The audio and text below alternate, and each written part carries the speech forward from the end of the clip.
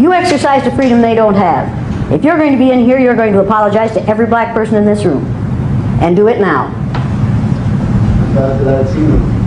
I'm and sorry. As a white female, when you get tired of being judged and treated unfairly on the basis of your eye color, you can walk out that door. And you know it won't happen out there. Latinos, every person of color. Racism, this country. Bullshit! No, you're not going to say, I'm sorry there's racism. You're going to apologize for what you just did. I will not apologize because it is not a matter of race always. Out! Perception is everything. White people look vicious and ugly and non-caring and cruel and arrogant and powerful and condescending and angry. Are you angry? No. Oh, good for you. Are you angry? Trying not to. Trying not to be. Now, does that take a lot of energy? Yes. Yes. Are you holding it in? Yes. Yes. And are you trying really, really hard not to react to me? Yes. Yes. And are you trying really hard not to look at me? At the moment, yes. Yes. Why? Because I don't want to make myself more upset. You don't want to make yourself more upset by looking at me. Yes. Right. Does that take a lot of time, a lot of energy? Yes. Yes. Is that hard for you? Yes. Could you develop an ulcer over this? No. If you had to do it every day, what would happen to your blood pressure? It would rise. Yeah. If somebody stood over you and you knew it was going to happen every day, or you expected it to happen every day, or it happened when you didn't expect it to, or it happened to your kids every day, after it happened to your mother every day. Now, getting right along, your hand is still up. You still didn't learn anything, did you? Didn't I just say when your hand is up, you are thinking of what you're going to say instead of what's being said? Didn't I just say that?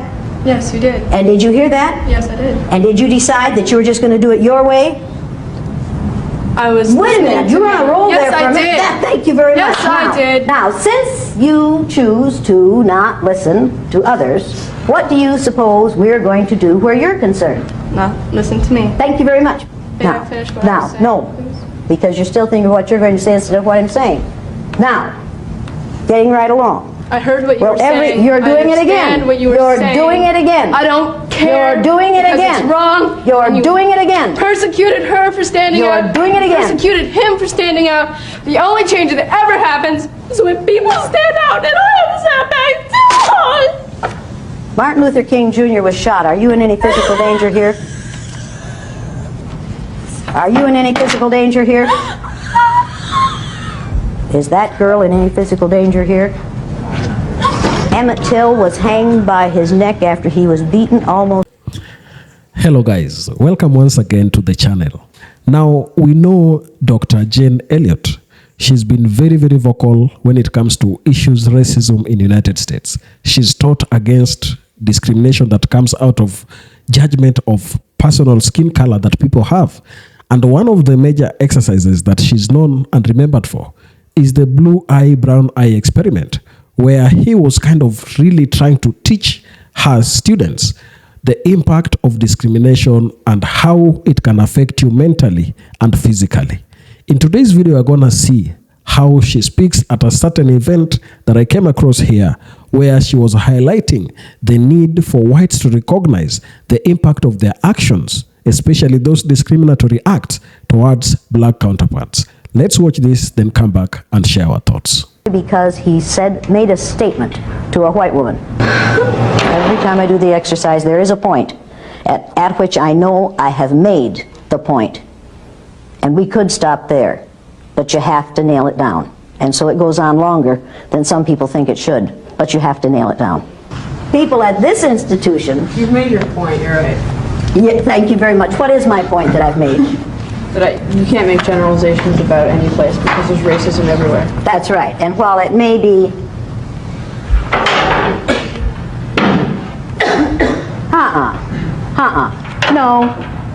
No. You don't come back in here until you've apologized to every person in this room. Because you just exercised a freedom that none of these people of color have. When these people of color get tired of racism, they can't just walk out, because there's no place in this country where they aren't going to be exposed to racism. They can't even stay in their own homes and not be exposed to racism if they turn on the television. But you, Latinos, every There's person of color. racism in this country. Bullshit! No, you're not going to say, I'm sorry there's racism. You're going to apologize for what you just did. I will not apologize because it is Out. not a matter of race Out. always. Out! Out!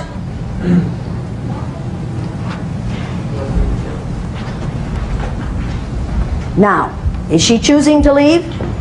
Yes. She could apologize and stay. I won't play the wrong game anymore. It ain't gonna hurt her. It's not gonna hurt her to apologize. Yeah, let's talk about What's that. going on in this room alone? Once she leaves it, that's it. It's over with. Okay? It ain't gonna hurt her. Is it gonna hurt her? She, according to her action, it's killing her. Yes. They can't learn. And if they succeed, who has failed? We have. Do you people want to fail? No. If they get power, who loses power? We do. Do you want to lose power? No. For 400 years in this country, we've been basing our judgment of people on the color of their skin. Eye color and skin color are caused by the same chemical, melanin. If you have a lot of melanin in your hair, your skin, and your eyes, you have very dark hair, very dark eyes, and very dark skin. If you have only a little melanin in your skin, your hair, and your eyes, you have light skin, light hair, and light eyes. These people all have too little melanin in their eyes. So obviously, they aren't as smart as we are. We're going to accuse them of not being as smart as we are. We're going to accuse them of not being as clean as we are. We're going to lower our expectations for them. We're going to force them to live down to our expectations of them. And when they do, we're going to blame their inability to perform on the color of their eyes. Now, in order to get them into their adult ego state, we're going to try to teach them the listening skills. Now, what do we call men that we want to keep in their childlike state? Boy. We're going to call these males boy. You're not going to use their given name. You're going to call them boy. Or you're going to call them bluey. Or you're going to call them fool. Now, people, what do we call women besides chicks? Honey, baby, gal, doll face, doll, dumpling. That's the catering van. That means all the food's here. Means it's either all here or they packed it up. You can't not feed us. We are going to give them no respect. How many of you have friends in that group? Let me put it this way. How many of you used to have friends in that group? Because some of these people are going to leave here very angry. Because they choose to be angry. And if they say to you, that made me mad, and I'll never forgive you for that, you need to say to them, you had it for 2.5 hours one day. One day in your life, you had it for 2.5 hours, and you're still angry about it. How often? How often have you been discriminated against on the basis of the color of your skin? Number of days? More than once in your lifetime? Oh yeah. More than 2.5 hours in your lifetime? Since the day I was born. Since the day you were born. Has it happened to you recently? What? Let's see, can we do something? Like, yeah, this. See what he says.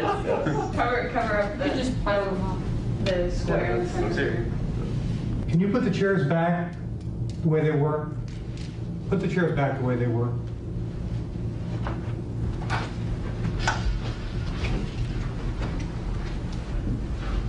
White people's #1 freedom in the United States of America is the freedom to be totally ignorant about those who are other than white. We don't have to learn about those who are other than white. And our #2 freedom is the freedom to deny that we're ignorant. Today we're going to take away these people's freedom to be ignorant. I want you to understand how the system works. And believe me, this is how the system works. We make laws to support white superiority and to reinforce white superiority, and when you catch on to how it works, then we change the laws. I didn't invent this exercise. I learned this from Adolf Hitler. One of the ways they decided who went into the gas chamber was eye color. This exercise is not without precedent. Let's go, people. Okay, let's go.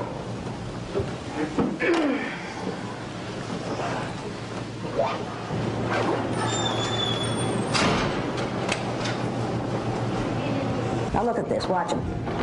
Should we just sit anywhere? Look at him. Should we just sit anywhere? Should we just sit anywhere? If you came into a room in which the chairs were arranged in this way, and the brown-eyed people were sitting in these chairs in this way, and nobody was sitting in the chairs in the middle, where would you sit? In the middle. That would make sense to me. Would it make sense to you? Where are you going? Get in the blue-eyed section. The blue-eyed section is in the middle of the room. Get there.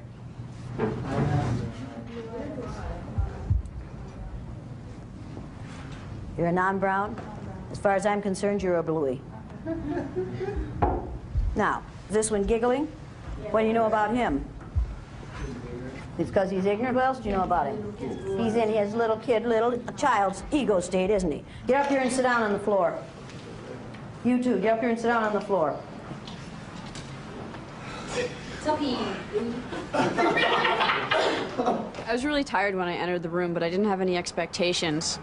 I was just sitting there and wondering how it could be an emotional experience because I had signed the paper that had warned me about ulcers and stress conditions and things like this, so I was curious, and there were a few mumbles about how it was going to go. What are you two going to do? Probably line up in front of them. That's right. They're waiting for someone to take care of them. They're in their child ego state. What are you going to do? Suppose we're going to sit down. Okay. Sit down too. I'm the last one. You have food yet?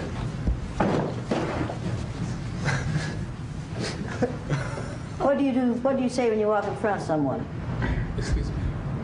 Try it. Okay. Excuse me. Certainly. Thank you. I don't think anybody really knew what was going to happen. Nobody told us ahead of time. They just told us to show up at a certain time. It didn't take very long before intimidation set in and before my buttons were pushed. Now, while I've been talking, some of you have been sitting there reading the signs. I'm not going to put up with that any longer. So you in the back row, stand up and read the first sign on that wall back there. Only brown eyes need apply. Read it so we can hear you. Only brown eyes need apply. Next. Blue eyes. Stand up and read the next sign. Oh, watch this one. Watch this one, kids. Watch this. Sit down again and then stand up for us. Stand up. That's better. Now, read the next sign. Blue eyes shouldn't hold political office. Next. Why can't a blue eye be more like a brown? Read it again. Get it right this time. Why can't a blue eye be more like a brown? Read it again. Get it right this time. Pronounce each one of those words correctly as they're written. Why can't a blue eye be more like a brown? What's the word in front of blue? A. That's the letter A. What word is that? Read it over and get it right. Why can't a blue eye be more like a brown? Now, practice one more time. Why can't a blue eye be more like a brown? Next. Louis, don't let Oh, look at this. Did I tell you it was fun to watch blue-eyed people? Next. I'm not prejudiced. Some of my best friends are blue-eyed. How many of you have ever heard that one before in another form? Oh, yes. Favorite claim of liberals, right? I'm not prejudiced. Some of my best friends are black. Has any person ever said to you, any good liberal person ever said to you, when I see you, I don't see you black? Every day. Every damn day. How many of you have had that experience? When I see you, I don't see you black. And what do you say to them when they say that? But I am. But I am. And then what do they say? They say, but I don't see color. I don't see color. How many of you think they do see color? Well, people, if they didn't see color, they wouldn't say, when I see you, I don't see you black, because they wouldn't see black, would they? So you immediately know that they're lying, don't you? Yes. Yeah, they are lying. They're saying, I don't see your color. You can't say, I don't see color, because then you'd be saying in black and white. And that would be a really weird world to see. If everything was black and white, we would be some really messed up people. It happens to me on a daily basis in the institution I'm at, and there's really no way around it, because whether people do it intentionally or not, what am I supposed to do? You don't have to take that. And I take it you don't take it. Good for you. Good for you, because as long as you say, oh, thank you. And do you know black people who would say, oh, thank you? Yes. How many of you know black people who would say, oh, thanks. I'm glad you don't see me black. I'm glad you don't see my color. Your skin is only the largest organ on your body, right? Probably the part of the exercise I had the most trouble with was when I was forced to realize that I have something that I didn't want to give up, that I'm in a position that other people aren't in. You know, there are other people in my position, but not everybody has that, and that it's not fair for me to protect that. On the day these white kids are in this exercise, they see themselves as other people see them for the first time in their lives. Do you know the physical aspects of the listening skills? Afraid not. You're afraid not?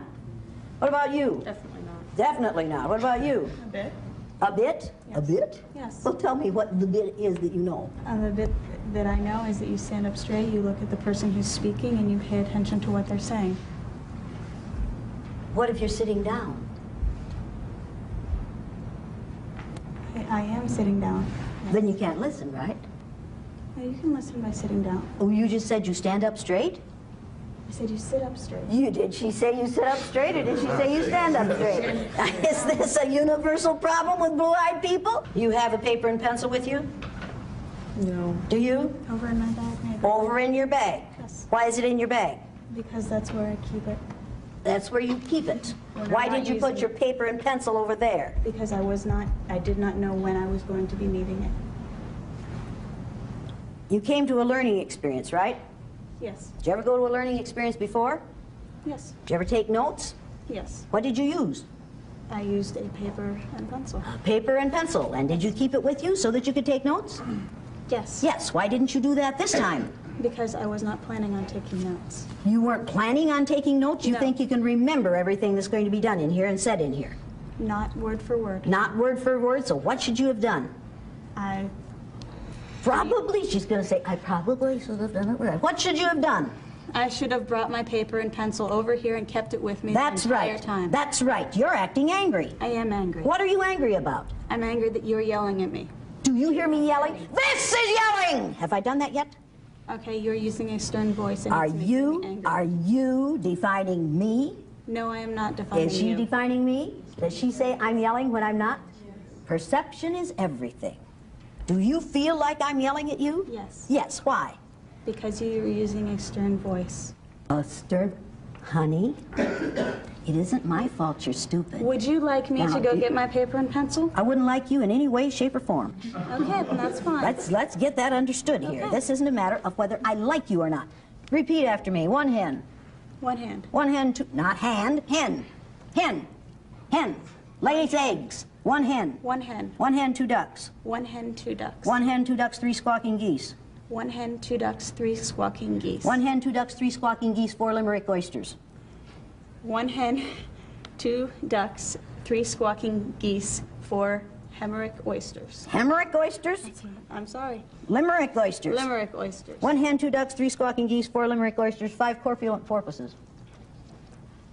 You can remember everything, honey. No, this I isn't can't. hard for you. Go for it. One hen, two ducks, three squawking geese, four Limerick oysters, five, I forget the other one. I'm sorry. So maybe you would have been better off if you could have taken notes for this, right? I do not find the need to take notes for that. I'm going to ask you to remember this for the rest of this time. Next one. 6 pairs of Darnell Varsies tweezers. Start with 1. One hen, two ducks, three squawking geese, four Limerick oysters, 5, I do not know, 6, I forget. You're going to have to know this. I'm going to keep testing you on this. What would be a good idea for you to have? Paper and pencil. Paper and pencil. Therein lies the beginning of wisdom. Now, 7,000 Macedonians in full battle array. Start from 1. There was no other numbers other than 1, 2, 3, 4. Start with 1. 1. Hen. 2 ducks. 3 squawking geese. 4 Limerick oysters. 5, I still don't remember that number. 6, I still don't remember that. And 7,000, whatever you said, I'm sorry. 8 brass monkeys from the ancient sacred crypts of Egypt. Start with 1. Do you wish you had a paper and pencil? No. Do you think you're going to need one if I keep testing you on that? Yes. Then are you going to wish you had a paper and pencil? Yes. Yes. So in the future, what are you going to do when you go to a learning situation? Bring a paper and pencil. And keep it with Me. you. Did you learn anything? Yes. Do you appreciate what you just learned? Yes. Did you like the way it was taught? No. No. Any of the rest of you ever taught in that fashion? Yeah. Yes. And did you have to express appreciation for it?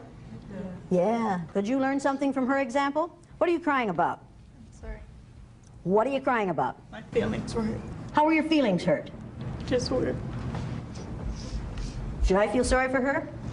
I don't expect you to. Should I feel sorry for her? Some of you are thinking, oh, this is too harsh for this young woman. James Byrd, black man in Texas, dragged to death behind a pickup truck by 3 white males. Matthew Shepard, young man about you're a little younger than you are, had the misfortune to be born gay, beaten with a pistol about the head until they cracked his skull.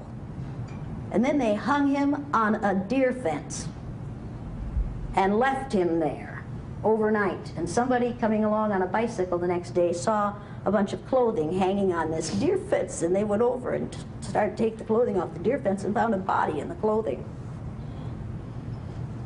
Now, I'm sorry, but those things happen because we live in a society in which people are allowed to treat those who are different in an ugly way because of their differentness. I cannot shed tears for a young white female in this exercise who knows that this is an exercise, who knows that it's temporary, who knows that she's getting a college credit, 1 hour of credit for being here. I'm sorry. I have to save my sympathy and my empathy for those who go through something much worse than this every day of their lives. And when they complain about it, we say, you took it wrong. Or we say, it wasn't racism. You feel real sorry for her? Not really. Not really, why not? Well, because she really didn't, I don't see where she was hurt in any way. I mean. But don't define her, but as far as you're concerned, is this tough? It's tough as you make it. Yeah, but could you do this? Yeah, I could do that. Yeah, have you ever been in the situation they're in? Sometimes, yes. Yes. And would crying have gotten you out of it? No. No. And would crying have gotten you sympathy? Not really. And would that have solved the problem? No. No. And would somebody have said, get over it? Yeah. Yeah. Yeah. Tears were coming in my eyes, and when I saw these people cry, and I'm like, but it wasn't for them. It was for the fact that I know people who are going through that right now while we are sitting in that classroom and had the privilege and the time and the opportunity to be going through an experiment, that there are people outside who go through that 10 times worse than any student of color in that room. You don't know which sign to read, do you? Blue eyes make good secretaries. Isn't that nice? How many of you have heard that one before? How many of you think she read the right sign? I don't. Which sign did you read? The one that says blue eyes make good secretaries. You read that once? She thought we didn't hear you.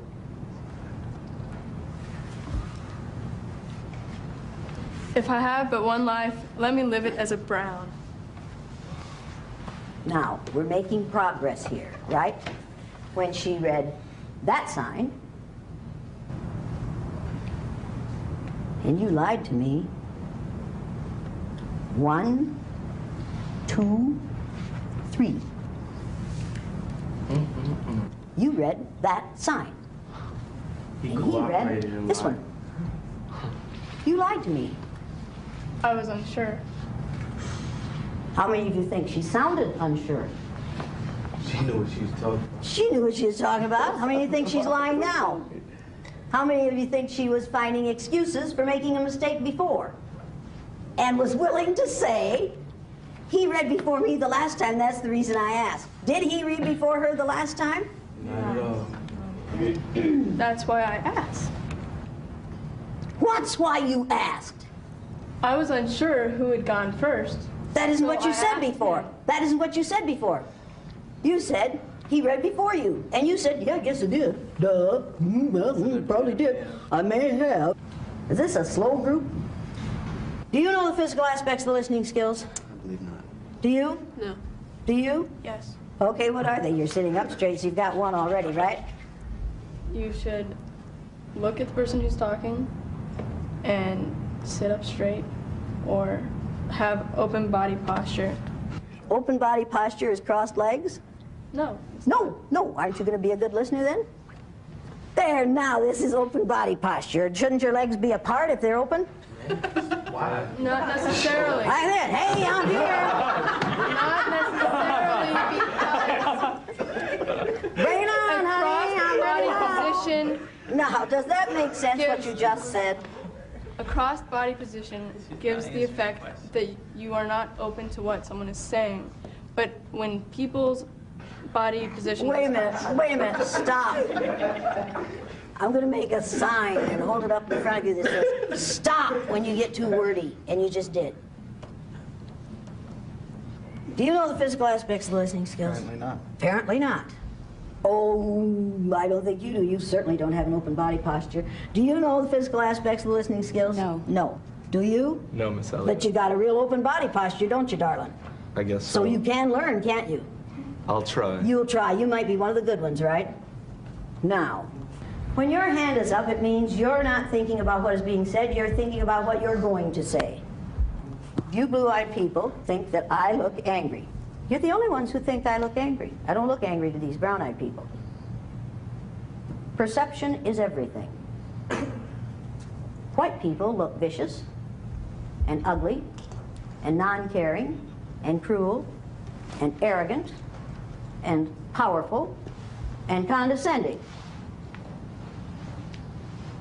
and angry. Are you angry? No. Oh, good for you. You angry? Trying not to. Trying not to be. Now, does that take a lot of energy? Yes. Yes. Are you holding it in? Yes. Yes. And are you trying really, really hard not to react to me? Yes. Yes. And are you trying really hard not to look at me? At the moment, yes. Yes. Why? Because I don't want to make myself more upset. You don't want to make yourself more upset by looking at me. Yes. Right. Does that take a lot of time, a lot of energy? Yes. Yes. Is that hard for you? Yes. Could you develop an ulcer over this? No. If you had to do it every day, what would happen to your blood pressure? It would rise. Wow, what a powerful statement by Dr. Jane Elliott. Jane Elliott has made a significant and lasting impact in the fight against racism and discrimination in America through her groundbreaking work as a race educator. Her most renowned contribution came in 1968, the day after Dr. Martin Luther King Jr. was assassinated, when she conducted the now famous Blue Eyes, Brown Eyes exercise with her third grade students in Raceville, Iowa. In this experiment, Elliott divided her all-white class based on eye color, treating one group as superior and the other as inferior. The students quickly adopted discriminatory behaviors, demonstrating how easily prejudice can be learned and internalized. The exercise starkly illustrated the mechanics of systemic racism and had a profound emotional effect on participants, laying the groundwork for future anti-racism education. Elliott's work gained national attention and was eventually featured in several documentaries, including Eye of the Storm and A Class Divided. These programs were widely used in educational and corporate settings to promote discussions about prejudice, discrimination, and systemic inequality. Elliott went on to conduct similar workshops across the United States for adults in schools, corporations, prisons, and government institutions. Her direct, often confrontational style forced participants to confront their biases, helping many people to better understand the lived realities of marginalized groups. Her trainings became an influential tool in diversity and inclusion initiatives, especially in a workplace and educational institutions striving to build equitable environments. The positive outcome of Jane Elliott's work are seen in the way she helped change perspectives and stimulate deep conversations about race in America by demonstrating how arbitrary characteristics like eye color can be used to replicate racist behaviors. She helped people of all backgrounds better comprehend the irrationality and destructiveness of racism. Many participants reported a new or deepened awareness of their own privilege and biases, while some have critiqued her method as emotionally intense. Her approach undeniably forced introspection and change. Elliott's lifelong commitment to anti-racism education has cemented her legacy as a powerful advocate for justice and equality in the United States. Tell me down in the comment section what you think about this. And if you're watching us for the first time, please consider subscribing to the channel, like the video, and also share. Thank you, and let's meet on the next one.